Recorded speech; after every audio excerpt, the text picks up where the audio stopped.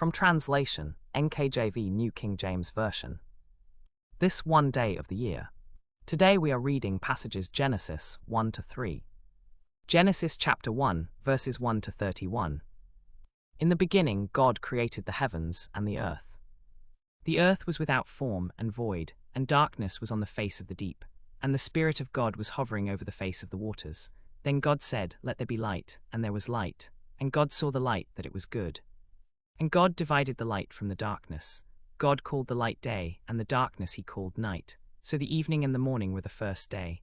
Then God said, "Let there be a firmament in the midst of the waters, and let it divide the waters from the waters." Thus God made the firmament, and divided the waters which were under the firmament from the waters which were above the firmament. And it was so. And God called the firmament heaven. So the evening and the morning were the second day. Then God said, "Let the waters under the heavens be gathered together into one place, and let the dry land appear." And it was so. And God called the dry land earth, and the gathering together of the waters he called seas. And God saw that it was good. Then God said, "Let the earth bring forth grass, the herb that yields seed, and the fruit tree that yields fruit according to its kind, whose seed is in itself on the earth." And it was so. And the earth brought forth grass, the herb that yields seed according to its kind, and the tree that yields fruit, whose seed is in itself according to its kind. And God saw that it was good. So the evening and the morning were the third day. Then God said, "Let there be lights in the firmament of the heavens to divide the day from the night, and let them be for signs and seasons, and for days and years, and let them be for lights in the firmament of the heavens to give light on the earth." And it was so. Then God made two great lights, the greater light to rule the day, and the lesser light to rule the night. He made the stars also. God set them in the firmament of the heavens to give light on the earth, and to rule over the day and over the night, and to divide the light from the darkness. And God saw that it was good. So the evening and the morning were the fourth day. Then God said, "Let the waters abound with an abundance of living creatures, and let birds fly above the earth across the face of the firmament of the heavens." So God created great sea creatures, and every living thing that moves, with which the waters abounded, according to their kind, and every winged bird according to its kind. And God saw that it was good. And God blessed them, saying, "Be fruitful and multiply, and fill the waters in the seas, and let birds multiply on the earth." So the evening and the morning were the fifth day. Then God said, "Let the earth bring forth the living creature according to its kind, cattle and creeping thing and beast of the earth, each according to its kind." And it was so. And God made the beast of the earth according to its kind, cattle according to its kind, and everything that creeps on the earth according to its kind. And God saw that it was good. Then God said, "Let us make man in our image, according to our likeness. Let them have dominion over the fish of the sea, over the birds of the air, and over the cattle, over all the earth, and over every creeping thing that creeps on the earth." So God created man in his own image. In the image of God he created him. Male and female he created them. Then God blessed them, and God said to them, "Be fruitful and multiply, fill the earth and subdue it. Have dominion over the fish of the sea, over the birds of the air, and over every living thing that moves on the earth." And God said, "See, I have given you every herb that yields seed which is on the face of all the earth, and every tree whose fruit yields seed. To you it shall be for food. Also to every beast of the earth, to every bird of the air, and to everything that creeps on the earth in which there is life, I have given every green herb for food." And it was so. Then God saw everything that he had made, and indeed it was very good. So the evening and the morning were the sixth day. Genesis chapter 2, verses 1 to 25. Thus the heavens and the earth, and all the host of them, were finished. And on the seventh day God ended his work which he had done, and he rested on the seventh day from all his work which he had done. Then God blessed the seventh day and sanctified it, because in it he rested from all his work which God had created and made. This is the history of the heavens and the earth when they were created, in the day that the Lord God made the earth and the heavens, before any plant of the field was in the earth, and before any herb of the field had grown. For the Lord God had not caused it to rain on the earth, and there was no man to till the ground, but a mist went up from the earth and watered the whole face of the ground. And the Lord God formed man of the dust of the ground, and breathed into his nostrils the breath of life. And man became a living being. The Lord God planted a garden eastward in Eden, and there he put the man whom he had formed. And out of the ground the Lord God made every tree grow that is pleasant to the sight and good for food. The tree of life was also in the midst of the garden, and the tree of the knowledge of good and evil. Now a river went out of Eden to water the garden, and from there it parted and became 4 riverheads. The name of the first is Pishon. It is the one which skirts the whole land of Havilah, where there is gold, and the gold of that land is good. Bdellium and the onyx stone are there. The name of the second river is Gihon. it is the one which goes around the whole land of Cush.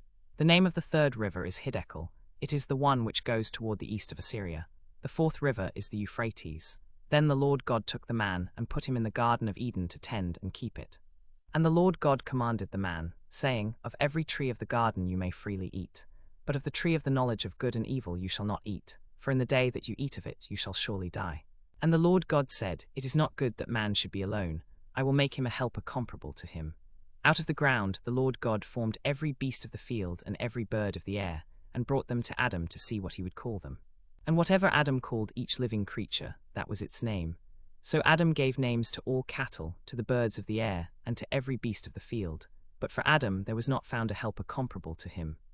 And the Lord God caused a deep sleep to fall on Adam, and he slept, and he took one of his ribs and closed up the flesh in its place. Then the rib which the Lord God had taken from he made into a woman, and he brought her to the man. And Adam said, This is now bone of my bones and flesh of my flesh. She shall be called woman, because she was taken out of man.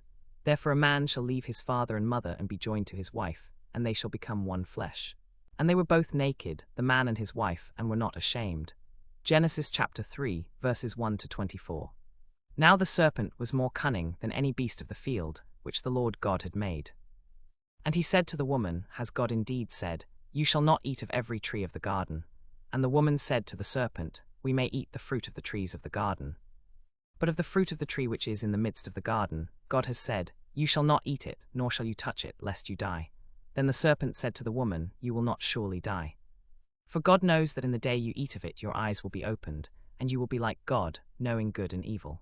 So when the woman saw that the tree was good for food, that it was pleasant to the eyes, and a tree desirable to make one wise, she took of its fruit and ate.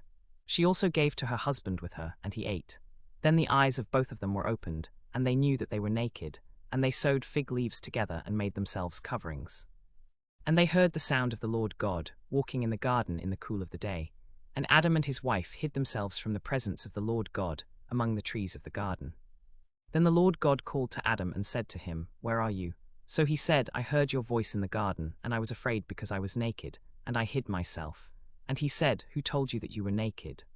Have you eaten from the tree of which I commanded you not to eat? Then the man said, The woman whom you gave to be with me, she gave me of the tree, and I ate. And the Lord God said to the woman, What is this you have done? The woman said, The serpent deceived me, and I ate. So the Lord God said to the serpent, Because you have done this, you are cursed more than all cattle, and more than every beast of the field. On your belly you shall go, and you shall eat dust all the days of your life. And I will put enmity between you and the woman, and between your seed and her seed. He shall bruise your head, and you shall bruise his heel. To the woman he said, I will greatly multiply your sorrow and your conception. In pain you shall bring forth children. Your desire shall be for your husband, and he shall rule over you. Then to Adam he said, Because you have heeded the voice of your wife, and have eaten from the tree of which I commanded you, saying, You shall not eat of it. Cursed is the ground for your sake. In toil you shall eat of it all the days of your life. Both thorns and thistles it shall bring forth for you, and you shall eat the herb of the field. In the sweat of your face you shall eat bread till you return to the ground, for out of it you were taken. For dust you are, and to dust you shall return. And Adam called his wife's name Eve, because she was the mother of all living. Also for Adam and his wife the Lord God made tunics of skin, and clothed them. Then the Lord God said, Behold, the man has become like one of us to know good and evil. And now, lest he put out his hand and take also from the tree of life, and eat, and live forever, therefore the Lord God sent him out of the Garden of Eden to till the ground from which he was taken. So he drove out the man. And he placed cherubim at the east of the Garden of Eden, and a flaming sword which turned every way, to guard the way to the tree of life.